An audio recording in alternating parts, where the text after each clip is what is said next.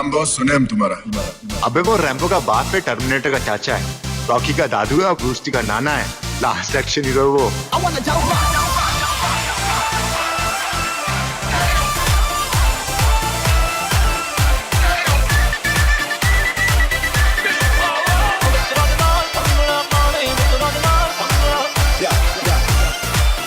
शुरू उन्होंने किया है, खत्म मैं करूंगा।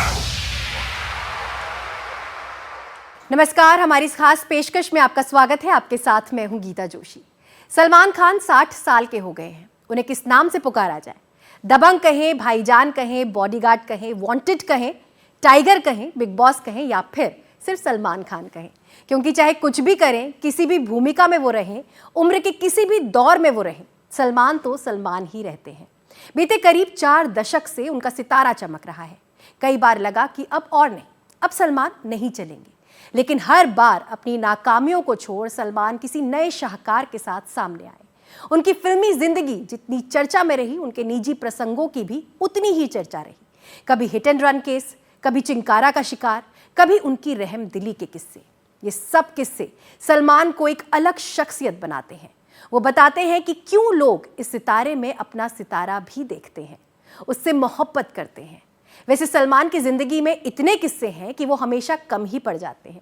तो आपको आज हम 25 ऐसी कहानियां सुना रहे हैं जो आपने पहले नहीं सुनी होंगी और जिनके जरिए आप सलमान खान को कुछ और जान पाएंगे। लोगों को लगता है कि एक बूढ़े की लाइफ कितनी बोरिंग रही होगी। अब उन्हें क्या बताएं? जितने सफेद बाल मेरे सर और दाढ़ी में हैं, उससे कहीं ज्यादा रंगीन मेरी जिंदगी रही है।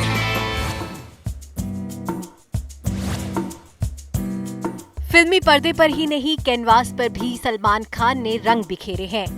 कम लोगों को मालूम होगा कि वो एक अच्छे पेंटर भी हैं। उनकी बनाई पेंटिंग 2.5 करोड़ रुपए में बिकी है। लेकिन क्या आप जानते हैं उनको ये शौक कहां से लगा? कभी पिता सलीम खान उन्हें सर्कस दिखाने ले गए। सर्कस का एक करतब सलमान को इतना भाया कि उसे दोहराने की कोशिश में वो गैराज की छत से गिर पड़े और प्लास्टर लग गया। तो इस फुर्सत में उन्होंने कूंची संभाली और यहीं से शुरुआत हुई पेंटर सलमान खान की। वो अपने प्लास्टर पर अजीबोगरीब चित्र बनाया करते थे। ना मैं पेंटर हूँ, ना मैं आर्टिस्ट हूँ। मैं ये झोल कर रहा हूँ सलमान खान फाउंडेशन के लिए। If I can paint and if I can have money save a life of a person who cannot afford medicine, then I will paint, I will draw, I will sketch. यहाँ भी होगा, वहाँ भी होगा, अब तो सारे जहाँ में होगा क्या मेरा ही जलवा। सलमान सभी भाई बहनों में सबसे शरारती थे, इसलिए माँ से खूब मार भी खाते थे। हालांकि उनका मानना है कि उनके भाई अरबाज और सोहेल ज्यादा शैतानी करते थे और फंस हो जाते थे। लेकिन एक दिन सोहेल ने उन्हें माँ की मार से बाल बाल बचा लिया। सलमान ने एक इंटरव्यू के दौरान बताया कि एक बार मस्ती मस्ती में सोहेल को चोट लग गई और उनके माथे से खून बहने लगा। ये देखकर सलमान और अरबाज दोनों डर गए कि अब माँ खूब मारेंगी, लेकिन सोहेल ने बचा लिया और कहा कि चोट खेलते खेलते गिरने से लगी है। सलमान बताते हैं कि भले ही वो बड़े हो गए हों, लेकिन आज भी अगर वो कोई गलती करते हैं तो माँ का थप्पड़ पड़ जाता है।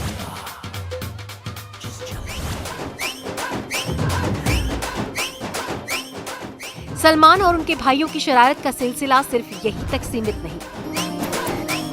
उनके पिता सलीम खान बताते हैं कि बचपन में उनके घर गणेश नाम का एक शख्स आता था, जिसकी खातिरदारी में तीनों भाई जुट जाते थे। पानी पिलाने से लेकर चाय नाश्ता सब।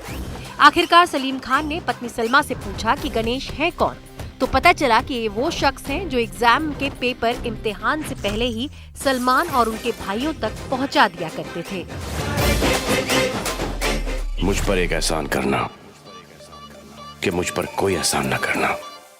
जिस सलमान खान के डायलॉग्स पर सिनेमा घर तालियों की गड़गड़ाहट से गूंज उठते हैं, उन्हें पहली ही फिल्म के लिए डब आर्टिस्ट की जरूरत पड़ी।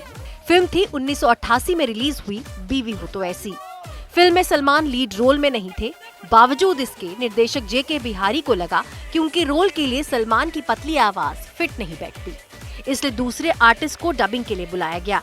वहीं इस लॉन्च के बदले सलमान ने उनके बेटे को अपनी फिल्म किसी का भाई किसी की जान में वीएफएक्स का काम भी दिया। सलमान को बतौर लीड पहली फिल्म मिली सूरज बड़जात्या की फिल्म मैंने प्यार किया, जिसने उन्हें रातों रात शोहरत दिलाई। लेकिन ये फिल्म उनके हिस्से कई सितारों के ठुकराने के बाद आई। दरअसल ये फिल्म किसी और हीरो को दी जा रही थी, फराज खान को, लेकिन वो बीमारी की वजह से ये फिल्म नहीं कर पाए। इस फिल्म के लिए नूतन के बेटे मोहनीश बहल ने भी ऑडिशन दिया, लेकिन फिल्म सलमान को मिली। पहले कम प्रिंट्स और प्रचार के साथ इसे रिलीज किया गया, लेकिन बाद में भारी कामयाबी के चलते फिल्म के प्रिंट्स की संख्या बढ़ा दी गई। मेरी साड़ी तेरा नाम भूल गई, मेरी साड़ी तेरा नाम भूल गई। सलमान खान की शुरुआत भले ही शानदार रही हो, लेकिन इसके बाद उनके हिस्से कई सारी फ्लॉप फिल्में आई। 90 के शुरुआती दौर में सूर्यवंशी, जागृति, निश्चय जैसी एक के बाद एक फ्लॉप फिल्मों के बुरे दौर से गुजर रहे सलमान को वो पहचान नहीं मिल पाई जिसकी वो तलाश कर रहे थे। ये वो दौर था जब सलमान घर खरीदना चाहते थे, लेकिन खरीद नहीं पाए। My whole career, I think I must have done about 70 plus films. I think 5 or 6 have not done well. So if that is a bad patch, then what is a good patch? Nishchay, Suryavanshi, Jagruti, all these films were not. Yeah, Chandramukhi, Chand Ka Tukda. This was the phase. That was the phase when I wanted to buy myself a house. होश दिल की धड़कन चुप सी तन्हाई। सलमान आज उस मकाम तक पहुंच गए हैं जहां निर्माता निर्देशक उनके साथ काम करने के लिए तरसते हैं। लेकिन एक वक्त ऐसा भी था जब सलमान निर्माता निर्देशकों के ऑफिस की चक्कर काटते थे और उन्हें गेट आउट कह दिया जाता था। ये शुरुआती संघर्ष के दिनों की ही बात है जब बी ग्रेड फिल्में बनाने वाले निर्देशक आनंद गिरधर ने अपने चपरासी से कहकर सलमान को बाहर निकलवाया था। ऐसा पहली बार हुआ है 17-18 सालों में कोई आए जाए मेरे ख्यालों में। ऐसा पहली बार हुआ है 17। सलमान खान की लव लाइफ के बारे में हर कोई जानता है, लेकिन सलमान की पहली गर्लफ्रेंड कौन थी ये शायद ही किसी को पता। सलमान का दिल पहली बार अशोक कुमार की नातिन शाहीन जाफरी के लिए धड़का। अरे कोई आए जाए मेरे ख्यालों में। ऐसा पहली बार। तब सलमान सेंट जेवियर कॉलेज में सेकेंड ईयर में थे और वो शाहीन के कॉलेज के बाहर खड़े होकर उनका इंतजार किया करते। ये बात शाहीन की भतीजी और बॉलीवुड अभिनेत्री कियारा आडवाणी ने एक इंटरव्यू के दौरान बताई। लेकिन सलमान की जिंदगी में संगीता बिजलानी की एंट्री के बाद शाहीन और सलमान का रिश्ता टूट गया। चांद छुपा बादल में शर्मा के मेरी जाना। सलमान के रिश्तों में सबसे ज्यादा चर्चा उनकी और ऐश्वर्या राय की लव स्टोरी की होती है। यही वजह है कि 2008 में लंदन के मशहूर मैडम टुसाड में उनका वैक्स स्टैचू ऐश के साथ लगा। तड़प तड़प के इस दिल से आह निकलती रही, मुझको सजा दी प्यार की, ऐसा क्या गुनाह किया तो लुट गए, हाँ लुट गए। दोनों जब अलग हुए तो ऐश ने सलमान पर मारपीट का आरोप लगाया, जिस पर सलमान ने कहा कि अगर वो कह रही हैं तो ठीक है। हालांकि बाद में उन्होंने ये भी कहा कोई भी महिला उनका थप्पड़ झेल नहीं पाएगी। Yeah, now the woman has said that I have, no, let it go. Now if I hate somebody, I mean, I'm not going to, it's obviously a fight. I'm going to be angry. I'm going to, you know, if I go to whack, I'm going to give her like my best shot. I don't think she'll survive it. So, no, it's not true. And I don't know for what reason that was said, but let it go. चांदनी चांदनी रात है, रात के नशे में कोई बात है। सलमान और ऐश के साथ साथ चर्चा सलमान और विवेक के झगड़े की भी हुई। सलमान अभी ऐश के साथ ब्रेकअप से उबर नहीं पाए थे कि उस वक्त ऐश के खास दोस्त बने विवेक ओबरॉय ने सलमान पर गंभीर आरोप लगाए। कहा उन्हें 41 बार कॉल किया, धमकियां दी। बार उनका फोन आया 41 बार in one night. 41 times he has called me in one night and I'm not even a beautiful woman.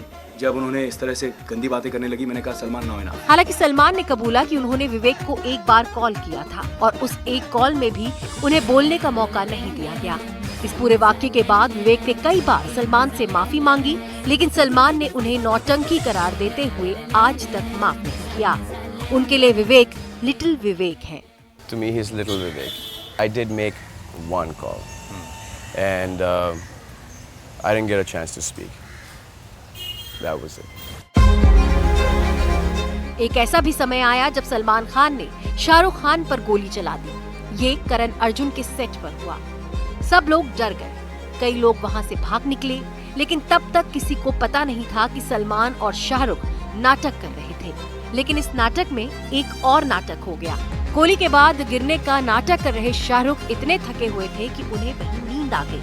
जब सलमान खान के पुकारने पर भी वो नहीं उठे तो सलमान भी हैरान हो गए। पास जाकर देखा तो शाहरुख खराटे मार रहे थे। तब सलमान ने निश्चिंत होकर कहा, पठान जिंदा है। जुबां है फीकी शाम से, हुई ना तो से बात भी।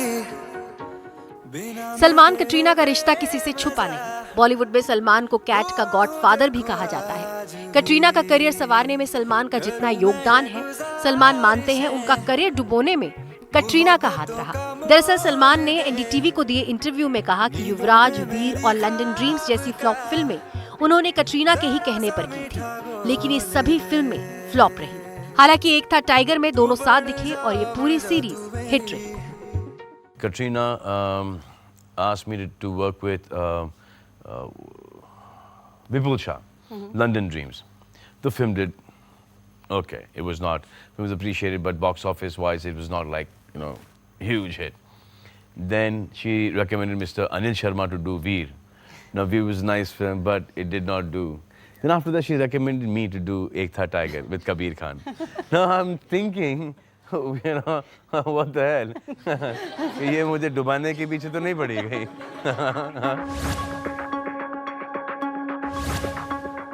Salman Khan hit and run case में भी विवादों में घिरे, लेकिन राजस्थान में चिंकारा मारने का आरोप उनका अब तक पीछा नहीं छोड़ रहा। अदालत में उनके खिलाफ केस चल रहा है। लॉरेंस बिश्नोई गैंग इसी मुद्दे पर उनके पीछे हाथ धोकर पड़ा है। उनके घर फायरिंग तक करा चुका है। लेकिन सलमान बताते हैं कि जब वो इसी मामले में जेल में थे, तभी बिश्नोई समाज के बहुत सारे लोग उनसे मिले, जिन्होंने उन्हें खूब प्यार दिया और गले भी लगाया। Well, I saw a lot of Bishnowis in prison, and there was a lot of love. There was no hatred at all. There were lots of them in prison, and I went and met them. They all shook hands with me. They all hugged me, and there was no animosity at all. They all laughed with me, took autographs, and it was great.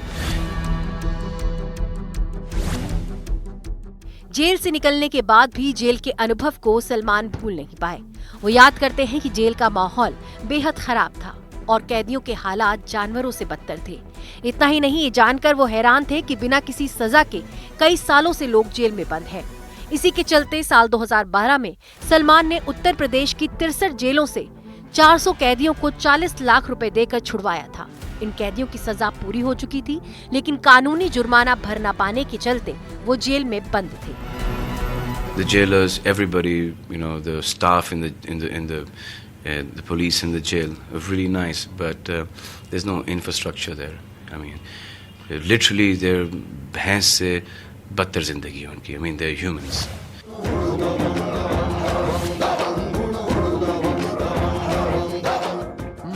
Salman की दरिया दिली के किस्सों में से एक ये भी है कि उन्होंने अपने स्कूल के टीचर के इलाज के लिए पैसे भिजवाए। दरअसल सलमान बांद्रा के कॉन्वेंट स्कूल में पढ़ते थे। शरारती तो थे ही, इसलिए टीचर से हमेशा डांट पड़ती। उन्हीं टीचर में से एक थे फादर एलियो, जो बाद में इटली चले गए। लंदन में शूटिंग के दौरान जब सलमान को पता चला कि फादर एलियो बीमार हैं और उन्हें पैसों की जरूरत है, तो सलमान ने तुरंत उनके इलाज के लिए पैसे तो भिजवाए ही, साथ ही उन्हें फोन कर कहा कि वो जल्द शूटिंग पूरी कर उनसे मिलने इटली आएंगे। लेकिन जब वो पहुंचे तो उनका देहांत हो चुका था। कुछ खुशबुएं यादों के जंगल से बह चली, कुछ खिड़कियां। सलमान खान अपने परिवार के कितने करीब हैं ये जग जाहिर है। पिता सलीम का दिया ब्रेसलेट वो हमेशा पहने रखते हैं। उसे अपना लकी चार्म मानते हैं। वहीं आज भी किसी भी फिल्म के लिए हाँ कहने से पहले पिता सलीम खान को स्क्रिप्ट जरूर सुनाते हैं। और करोड़ों की नेटवर्थ वाले सलमान खान को आज भी उनके पिता पॉकेट मनी देते हैं। बिछड़े थे किनारे मिल गए।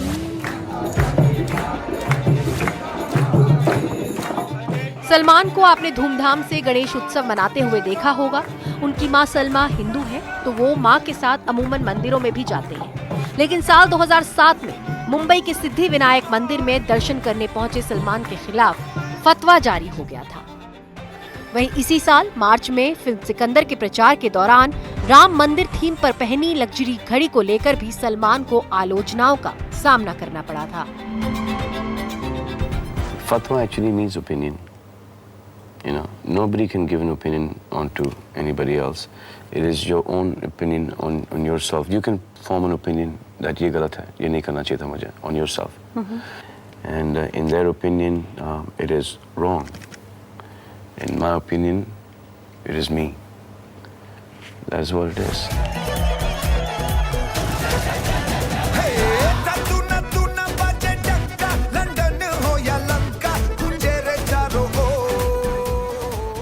सलमान खान बच्चों से बहुत प्यार करते हैं। अपने भतीजों के अलावा भांजे आहिल और नन्ही आयत के साथ उनके कई वीडियो सोशल मीडिया पर वायरल हैं, जो बच्चों के प्रति उनके प्यार को बयां करते हैं। सिर्फ घर के ही नहीं, सलमान हर बच्चे पर इसी तरह प्यार लुटाते हुए नजर आए हैं। सलमान भले ही बॉलीवुड के मोस्ट एलिजिबल बैचलर कहे जाते हों, लेकिन खुद के बच्चे ना होने का उन्हें मलाल है। वो बच्चे को गोद भी लेना चाहते थे, लेकिन अपने केसेस के चलते वो भी नहीं कर पाए। I mean, that depends on when I have a child, and if it's not anytime soon, like in the next 5 or 6 years, maybe I might regret it at that point in time that, "Arey yaar, my child is calling me Dadaji. I can't play with him. I can't run with him." Maybe that. That is one thing. Shayad I might regret. OTT पर दिखने सुनाई पड़ने वाली गाली गलौज सलमान खान को परेशान करती है। उनका मानना है कि फिल्मों की तरह OTT पर भी सेंसर की नजर होनी चाहिए। खास तौर पर ऐसे OTT कंटेंट को वो बच्चों के लिए बहुत हानिकारक मानते हैं और चाहते हैं कि इन पर भी सेंसरशिप के नियम लागू हों। अब सबके पास ये सब फोन पर आ गया है, चलो 15 साल का 16 साल का बच्चा देख ले। आपको अच्छा लगेगा कि आपकी छोटी सी बेटी देखे पढ़ने के बहाने में? तो आई जस्ट थिंक दैट जो content should be checked on OTT, and जितना क्लीन होगा कंटेंट उतना बेहतर होगा।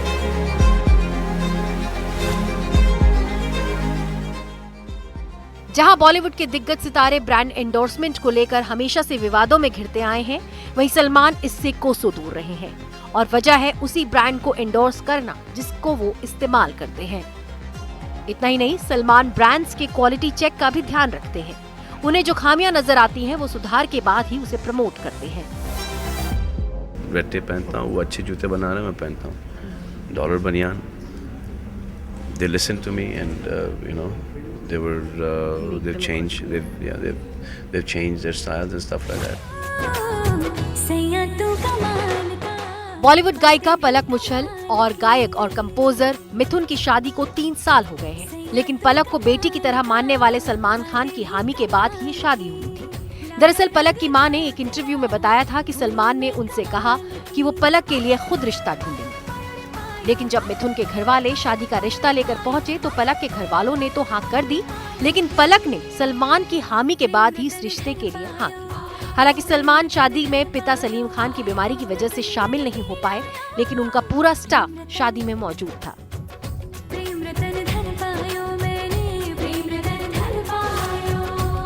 सारे जहां से अच्छा हिंदुस्तान हमारा, हम बुलबुलें हैं इसकी, ये गुलसितां हमारा।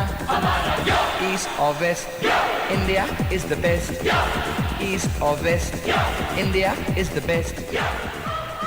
अमूमन बॉलीवुड सितारे 7 समंदर पार फिल्मों की शूटिंग करना पसंद करते हैं, लेकिन सलमान को भारत में शूटिंग करना पसंद है। इसके लिए वो अपनी फिल्म के निर्माता और निर्देशक से गुजारिश भी करते हैं। इतना ही नहीं, अगर वो शूटिंग के लिए बाहर चले भी जाएं, तो उन्हें हिंदुस्तान की याद सताने लगती है। ऐसा खुद सलमान कहते आए हैं। बाकी भी है खूबसूरत जगह है, लेकिन हमारा नाता यहाँ से जुड़ा हुआ है, तो कहीं पे भी लेके जाओ आप मुझे घूम फिर के मुझे हिंदुस्तान ही दिखता है, मुझे हिंदुस्तान की याद आती है। सलमान खान ट्राइजेमिनल न्यूरेल्जिया बीमारी से जूझ रहे हैं। ब्रेन स्ट्रोक का जानलेवा खतरा उनके सर मंडरा रहा है। सलमान खान ने अपनी इस बीमारी का खुलासा कपिल शर्मा के शो में किया था। कहा, मैं हर दिन अपनी हड्डियां तोड़ रहा हूँ, मुझे ट्राइजेमिनल न्यूरैल्जिया है, बावजूद इसके मैं काम कर रहा हूँ। दिमाग में एन्यूरिज्म है, AVM भी है, फिर भी मैं आगे बढ़ रहा हूँ। वहीं इस बीमारी में चेहरे की नस में तेज दर्द होता है। इससे बोलने, खाने और ब्रश करने जैसी सामान्य क्रियाएं भी तकलीफदेह हो जाती हैं।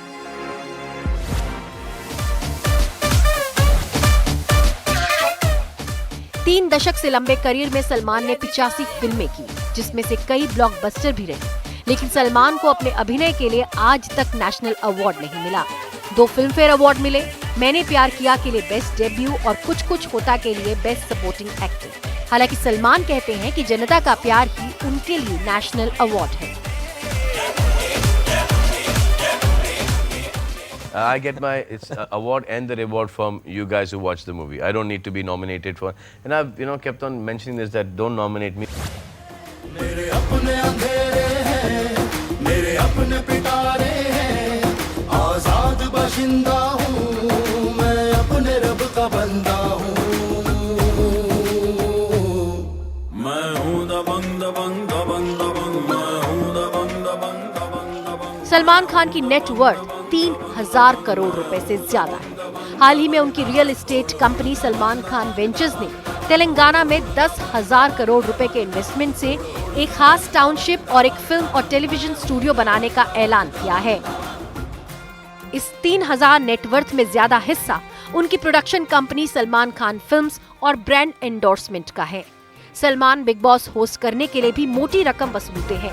वहीं फिल्मों के अलावा उनकी NGO बीइंग ह्यूमन के अलावा being human clothing brand, fitness centre and equipment के लिए being strong, FRSH personal care brand, SK27 gym के नाम से देश भर में 300 से ज्यादा जिम है।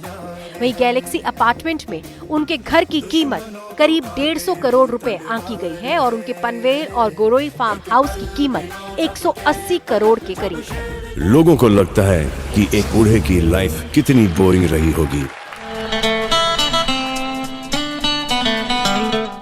अब उन्हें क्या बताएं? जितने सफेद बाल मेरे सर और दाढ़ी में हैं, उससे कहीं ज्यादा रंगीन मेरी जिंदगी रही है। हमारी इस खास पेशकश में फिलहाल बस इतना ही। मुझे दीजिए इजाजत, लेकिन देश और दुनिया की बाकी खबरों के लिए आप बने रहिए हमारे साथ। देखते रहिए NDTV इंडिया। नमस्कार। हम बहुत सुने हम तुम्हारा। अबे वो रैम्बो का बाप है, टर्मिनेटर का चाचा है, रॉकी का दादू है और ब्रूस ली का नाना है। लास्ट एक्शन हीरो वो।